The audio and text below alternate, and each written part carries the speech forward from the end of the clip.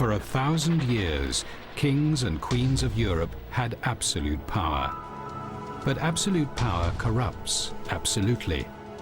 Greed, revenge, sex, madness, witchcraft, murder. Every monarch had their royal secrets.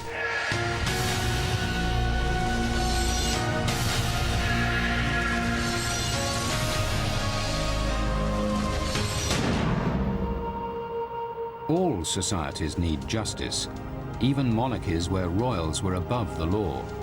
But many kings used or abused the rules of society to their own ends. Austrian Emperor Joseph II issued 10,000 laws trying to create a perfect world. English King Henry VII twisted the law to make himself rich, while Henry II's search for a new English legal system ended in murder. The kingdoms they ruled were beset by law and disorder.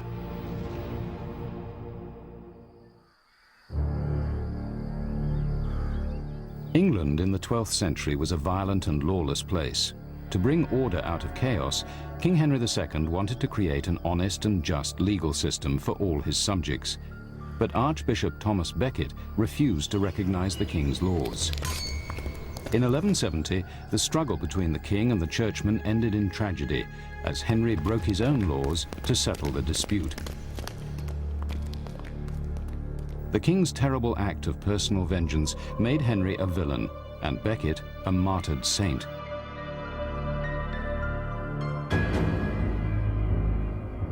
Justice was cruel and capricious in the Middle Ages. Guilt or innocence were often determined in trial by ordeal. A defendant might be challenged to single combat or thrown into deep water to see if God would protect him.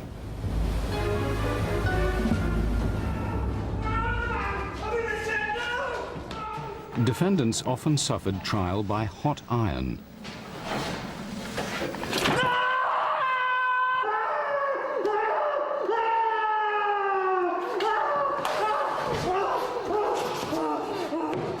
The accused had to pick up an iron bar from boiling water and carry it for 10 paces.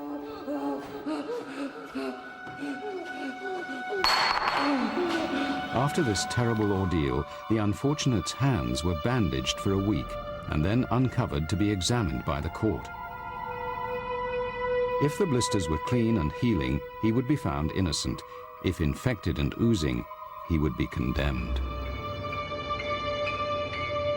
The fate of a condemned person depended on the crime, but the path of justice often led straight to the gallows. Of course, the rich and powerful were immune from the law and its punishments.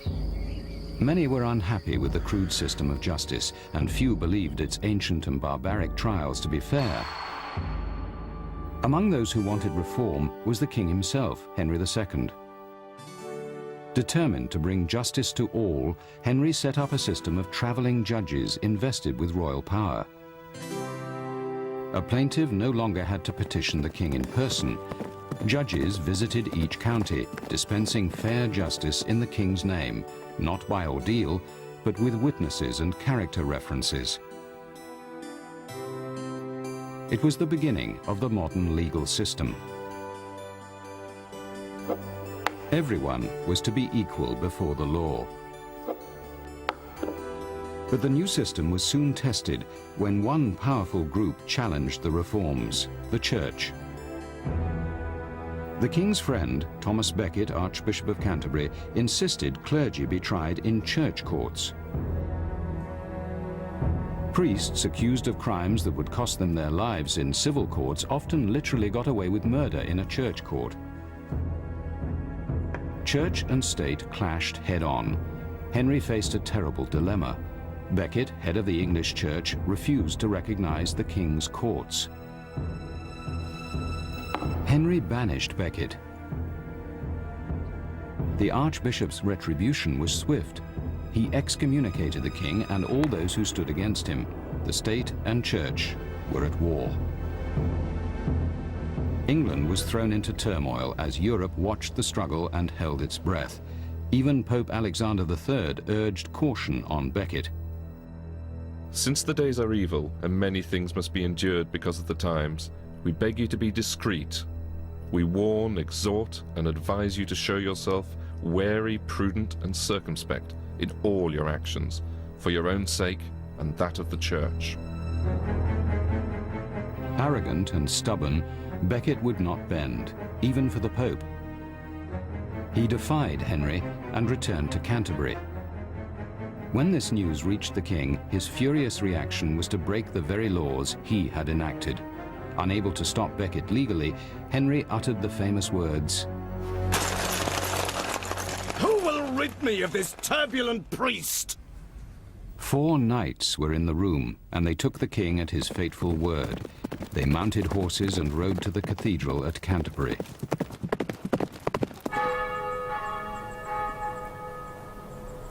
Becket was not alone in the cathedral that day. A newly arrived monk named Edward Grim was with him.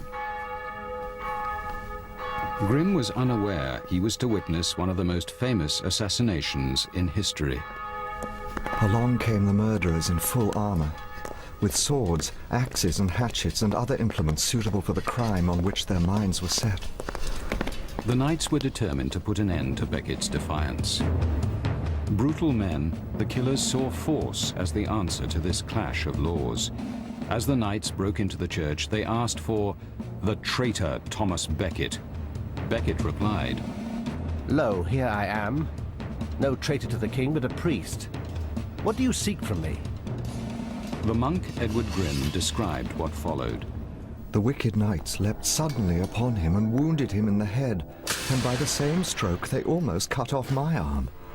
Next, the archbishop received a second blow, but held firm.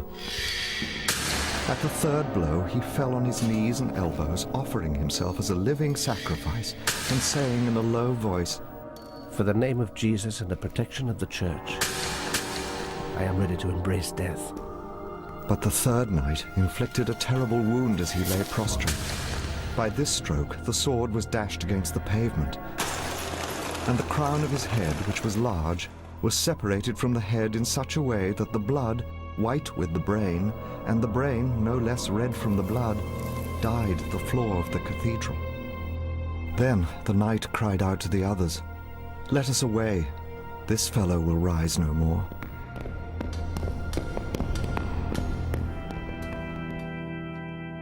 As the archbishop's body lay on the cathedral floor, the legend of Becket the martyr was born. An observer noted the people's reactions at the time. Some of them smeared their eyes with blood. Others brought bottles and carried off secretly as much of it as they could. Others cut off shreds of clothing and dipped them into the blood.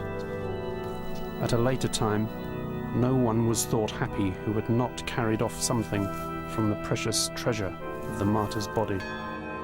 Henry II paid a price for Becket's murder. For months, the king begged the Pope not to excommunicate him, and he was forced to do penance for his sin. Becket was declared a saint less than 3 years later. The stubborn archbishop became England's most popular martyr, while Henry lives in history as a villain. But the legal system Henry introduced flourished. Though he had been forced to break his own laws, his foresight forged the backbone of modern British law, but always in the shadow of that turbulent priest.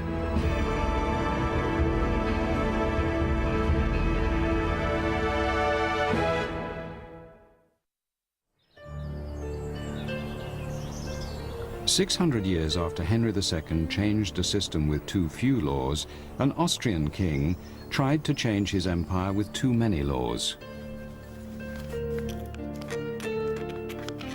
Here lies Joseph, who failed in everything he attempted." Thus wrote King Joseph II of Austria as he lay dying. The weak, sick king was facing a pathetic end to a life of iron will and good intentions. He had once dreamed of creating the perfect society through law, creating heaven on earth by legislation. He ended in failure because he couldn't see that imposing his will for the good of society was in fact a real abuse of his royal power. As a child, Joseph was extremely strong-minded. When he was only 8, his mother, Queen Maria Theresa, turned him over to his tutors with a warning. The prince has a violent desire to carry out his will in all his demands. In 1763, Joseph toured the empire he would one day inherit, stretching from Belgium to Hungary, from Russia to Italy. He often traveled in disguise to learn firsthand how his subjects lived. The misery he found among the enslaved serfs made him vow to change their lives. The rich and privileged looked down on the peasants with contempt and treated them as chattels. A disturbed Joseph vowed to change this. But while his mother remained on the throne, he couldn't start his reforms. A conservative, she damned Joseph's plans. In your endeavors to create useful workers, you will destroy the state and bring about the damnation of souls. Maria Theresa died in 1780, leaving Joseph on the throne. At the age of 39, Joseph could now launch his grand plan to remake the empire. He first roused the bureaucrats for the massive changes to come.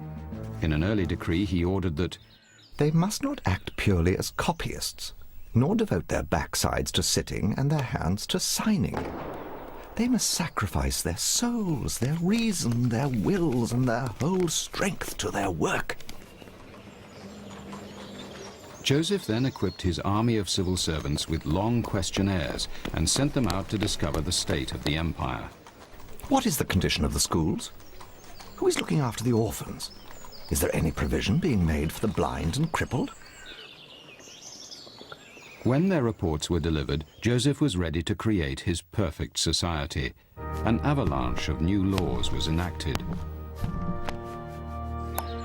He abolished torture and capital punishment. He fed and housed the poor and had doctors treat them for free. He ended serfdom, Europe's form of slavery. And to set an example, Joseph II even took up the plough himself. Nobles always considered themselves above the law, but under Joseph's legal system, aristocratic wrongdoers were led off to face punishment, barefoot and in chains, alongside common criminals. The poor delighted in the equal treatment, but Joseph had made the nobility his enemies. At a time when Jews were persecuted all over Europe, Joseph introduced laws to protect them. The king also lifted press censorship. Not that the presses ever lay idle. In his 10-year reign, Joseph produced over 10,000 new laws and decrees. On average, he wrote 2 new laws a day. Nothing was too trivial to escape his notice. Are the laws against drunkenness being carried out? Are the houses numbered? Are there any clowns or jugglers roaming the countryside? Joseph became obsessed with controlling minute aspects of everyone's behavior. His laws intruded into everyday life. He outlawed gingerbread because he believed it was bad for the stomach. He required peasants to add vinegar to their drinking water because he thought that would sterilize it. He compelled mothers to breastfeed their infants. He outlawed corsets because he thought they hampered fertility. But when Joseph turned his zeal on the most sacred of institutions, the Catholic Church, he gained another enemy. Since I myself detest superstitions, I will free my people from them. In the process, he reduced the number of saints' days, banned lucky charms, and threw out holy relics. He even specified the length of church candles.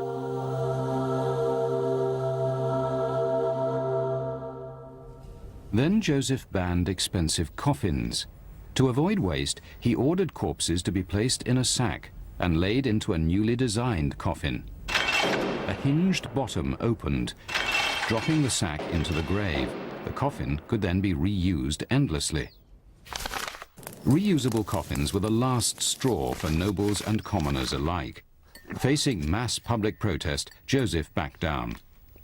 Since so many of our subjects remain so concerned with their bodies even after death, when they are nothing more than stinking cadavers, His Majesty no longer cares how they choose to bury themselves. Convinced he knew best, Joseph enacted the laws without consultation. He was blind to the resentment his subjects felt for the new rules that governed even the most intimate details of their lives. The intrusive laws backfired. Leaving no corner of life untouched, Joseph managed to enrage everyone. Nobles despised their loss of lands and privileges. Peasants resented their loss of customs and holidays. Protests and riots broke out all over the empire. Some opponents exploited one of Joseph's chief reforms against him. They used the freedom of the press. Articles appeared in the Austrian papers attacking Joseph's laws. The king responded by restoring censorship. Instead of sending bureaucrats to learn from his subjects, he now dispatched agents to spy on them. Finally, the strain of work and his stubborn perfectionism took their toll. Joseph developed tuberculosis. Hearing of his weakness, his enemies seized the chance to rebel against Joseph and demand an end to his mountain of laws. Vomiting blood, barely able to breathe, Joseph faced a bitter choice: abandon his life's work of legal reforms or lose his empire. 3 weeks before he died, he gave in and erased most of his laws from the statute books. I do not regret leaving the throne. All that grieves me is to have made so few people happy. I will agree to anything. Just let me die in peace.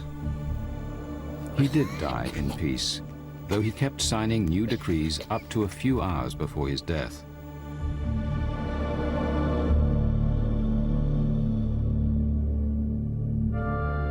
He was interred here in Vienna, beneath his mother, Maria Theresa's lavish and ornate tomb. In keeping with his radical dreams, his is the plainest coffin of all in the royal vaults. His sister, Marie Antoinette, was not so lucky. In France, the people demanded the same reforms Joseph's subjects in Austria rejected, and the French Revolution came at a terrible cost. For neglecting their subjects, Joseph's sister Marie Antoinette and her husband King Louis XVI would lose their heads.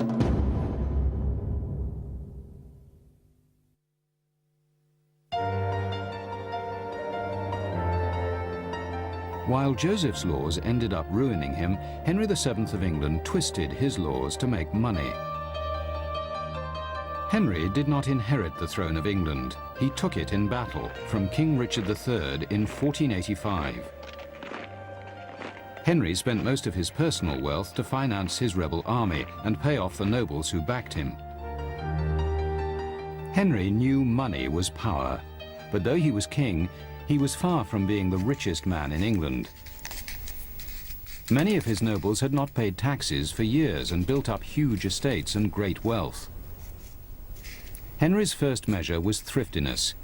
He scrutinized every item of the royal accounts, personally signing off every line.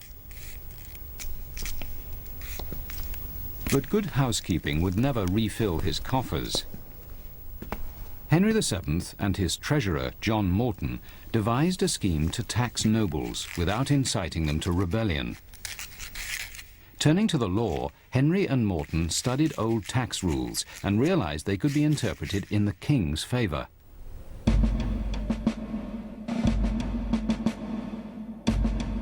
The scam, which became known as Morton's Fork, meant that if a noble looked and acted rich, he could be heavily taxed.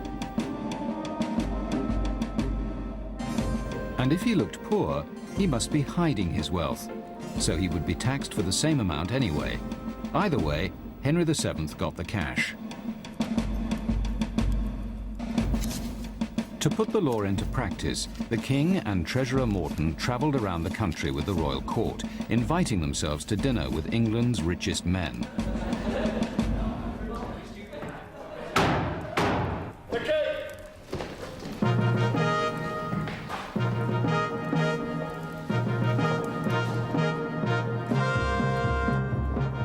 One of their first visits was to John de Vere, Earl of Oxford, whose vast lands extended for more than 100 miles across southern England. He lived here at Hedingham Castle in East Anglia.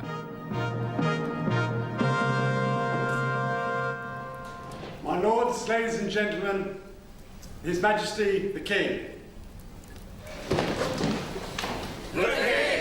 An old friend of the king's, the loyal Earl, had helped Henry win his crown.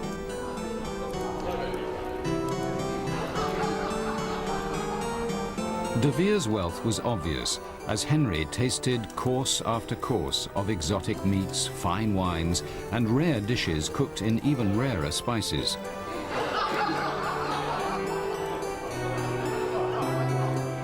Nothing, De Vere felt, was too good for the king. As he ate, Henry tallied up the cost of the feast. He included the cost of De Vere's servants, all wearing the silver livery badges which marked their loyalty to the mighty Earl. Treasurer Morton was determined to sample all of De Vere's splendid offerings and produce a profit for his master, the king. At the end of the banquet, Henry bid farewell to his old friend De Vere. My lord, I have heard much of your hospitality, but I see it is greater than the speech. These handsome gentlemen and yeomen which I see on both sides of me are all your menial servants? May it please your grace, they are most of them my retainers, come to do me service such a time as this, and chiefly to see your grace. By my faith, my lord, I thank you for your good cheer, but my laws must not be broken before my very eyes. My chancellor will speak with you at once. For his lavish hospitality, the host received a huge tax bill. The wealthy John de Vere had fallen victim to Morton's fork. The king and his entourage wandered from one rich noble to another, gorging themselves at lavish feasts and helping themselves to their host's holdings. And if a rich man's meal was meager, the king would tax his host for being too stingy. There was no avoiding the taxman.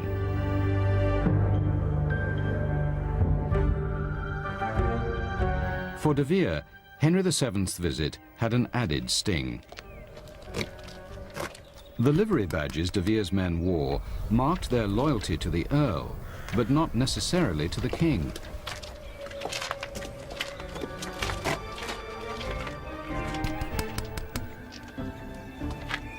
The footmen de Vere gathered to impress his king violated the law against private armies, and another fine was added. Using the law, Henry had his loyal friend fined twice.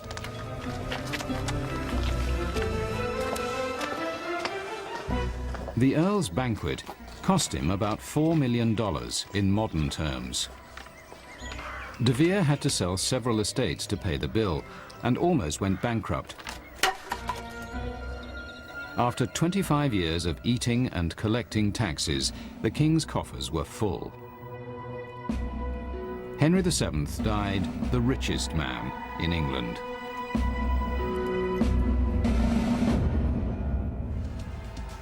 Laws cut both ways in a monarchy. Wily King Henry VII profited from the law by knowing how to use it, but the legal systems they constructed crushed Joseph II and nearly brought down Henry II. In the end, not even kings could live above the law.